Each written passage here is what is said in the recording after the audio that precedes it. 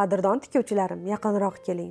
Bugun iltimoslarga binoan kecha modellagan fasonimizning boshqacharoq turini modellab ko'ramiz. Buning uchun orqa va old andozaga etagimizni modellanishini chizib olamiz.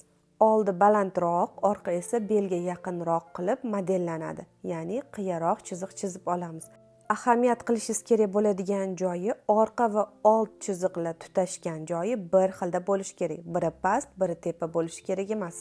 Old bo'lagini model chizig'idan ajratib olib, uni yopishtirib olamiz hamda etagiga ham model chiziqlarini chizib, zborka uchun oralarini ochib, zborka haqqi berib yopishtirib olamiz. Har doimgidek eslatib o'taman, zborka haqqi berish ixtiyoriy.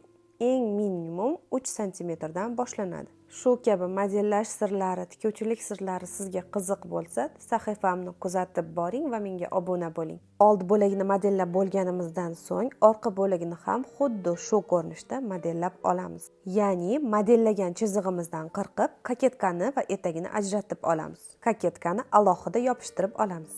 Xuddi old bo'lagida etagini zborka haqqi berib modellaganimiz kabi, orqa bo'lak etagini ham zborka haqlarini berib, modellab, oralarini ochib, yopishtirib chiqamiz. Agar siz ham qaysidir fasonni modellashda qiynalsangiz, uni menga yuboring, birgalikda modellab ko'ramiz. Orqa koketkada belgacha tugma haqqi bor edi, uni ham qo'shib, chizib, shunday bichamiz.